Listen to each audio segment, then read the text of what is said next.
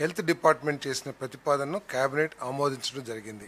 ఈ ప్రపోజల్స్ ద్వారా రాష్ట్రంలో దాదాపు 5 కోట్ల మందికి పైబడి వైద్య సేవలు అందించబడతాయి. 2 లక్షల నుంచి 2.5 లక్షల నుంచి 25 లక్షల వరకు కూడా విలువైన వైద్య సేవలు అందించబడతాయి.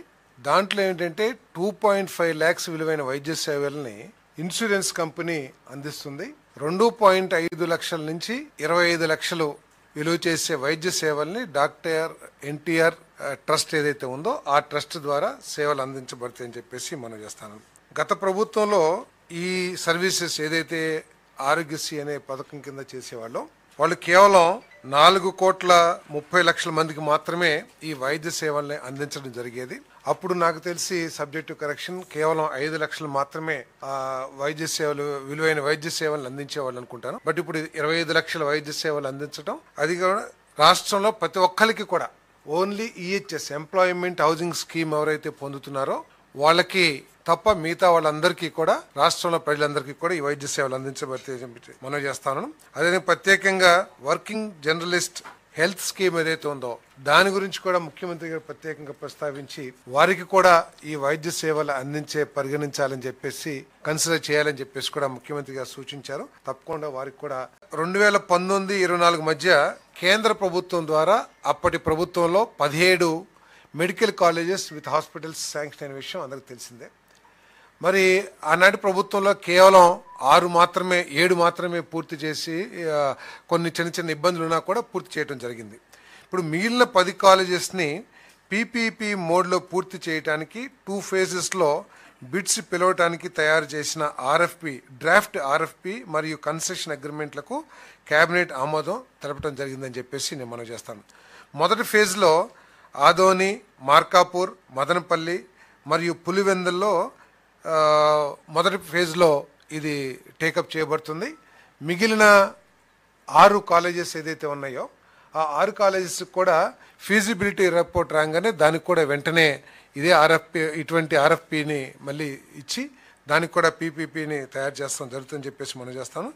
ఏదేమైనా కూడా ఈ 10 కాలేజెస్లో కూడా 27-28 2027-2028 అకాడమిక్ ఇయర్కి అడ్మిషన్స్ జరిగే విధంగా ఈ కాలేజెస్ని పూర్తి చేయాలని చెప్పేసి కూడా మరి సూచించడం జరిగిందని చెప్పేసి నేను మనవి చేస్తాను. మరి ఈ పీపీపీ మోడ్లో కూడా స్టూడెంట్స్కి ఎటువంటి ఆర్థిక భారం పడకోకుండా కూడా తగు జాగ్రత్తలు తీసుకోవాలని చెప్పేసి కూడా తెలియజేయడం జరిగిందని చెప్పేసి నేను మనవి చేస్తాను. హెల్త్ డిపార్ట్మెంట్ చేసిన ప్రతిపాదనను కేబినెట్ ఆమోదించడం జరిగింది. ఈ ప్రపోజల్స్ ద్వారా రాష్ట్రంలో దాదాపు 5 కోట్ల మందికి పైబడి వైద్య సేవలు అందించబడతాయి. 2 లక్షల నుంచి 2.5 లక్షల నుంచి 25 లక్షల వరకు కూడా విలువైన వైద్య సేవలు అందించబడతాయి. దాంట్లో ఏంటంటే 2.5 lakhs విలువైన వైద్య సేవల్ని ఇన్సూరెన్స్ కంపెనీ అందిస్తుంది. 2.5 లక్షల నుంచి 25 లక్షలు విలువ చేసే వైద్య సేవల్ని డాక్టర్ ఎన్టీఆర్ ట్రస్ట్ ఏదైతే ఉందో ఆ ట్రస్ట్ ద్వారా సేవలు అందించబడతాయని చెప్పేసి మనం చేస్తాను. గత ప్రభుత్వంలో ఈ సర్వీసెస్ ఏదైతే ఆరోగ్యశ్రీ అనే పథకం కింద చేసేవాళ్ళో వాళ్ళు కేవలం 4,30,00,000 మందికి మాత్రమే ఈ వైద్య సేవల్ని అందించడం జరిగేది. అప్పుడు నాకు తెలిసి సబ్జెక్టు కరెక్షన్ కేవలం 5 లక్షలు మాత్రమే విలువైన వైద్య సేవలను అందించేవాళ్ళు అనుకుంటాను. బట్ ఇప్పుడు 25 లక్షల వైద్య సేవలు అందించడం, అది కూడా రాష్ట్రంలో ప్రతి ఒక్కరికి కూడా only EHS employment housing scheme ఎవరైతే పొందుతున్నారో వాళ్ళకి తప్ప మిగతా వాళ్ళందరికీ కూడా రాష్ట్రంలో ప్రజలందరికీ కూడా ఈ వైద్య సేవలు అందించబడతాయి మనం చేస్తాను. అదే ప్రత్యేకంగా వర్కింగ్ జర్నలిస్ట్ హెల్త్ స్కీమ్ ఏదైతే ఉందో దాని గురించి కూడా ముఖ్యమంత్రి గారు ప్రత్యేకంగా ప్రస్తావించి వారికి కూడా ఈ వైద్య సేవలు పరిగణించాలని చెప్పేసి కన్సిడర్ చేయాలని చెప్పేసి కూడా ముఖ్యమంత్రి గారు సూచించారు. తప్పకుండా వారికి కూడా 2019-24 మధ్య కేంద్ర ప్రభుత్వం ద్వారా అప్పటి ప్రభుత్వంలో 17 medical colleges with hospitals sanction అయిన విషయం అందరికి తెలిసిందే. మరి ఆనాటి ప్రభుత్వంలో కేవలం 7 మాత్రమే పూర్తి చేసి కొన్ని చిన్న ఇబ్బందులు ఉన్నా కూడా పూర్తి చేయడం జరిగింది.